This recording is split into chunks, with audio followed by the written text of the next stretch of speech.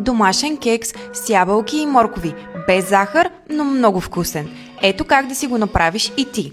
Разбиваме 4 яйца с 2-3 супани лъжици Sweetly Stevia кристали. Или повече, ако предпочиташ да ти е по-сладко. Трябва да се получи пухкав крем. Добавяме 2 чайни чаши брашно, 2 чайни лъжици бакпулвер, половин чаша олио, 1 чайна лъжица канела и ванилия. Разбъркваме до получаване на гладка смес. Настръгваме 2 ябълки и 1 морков.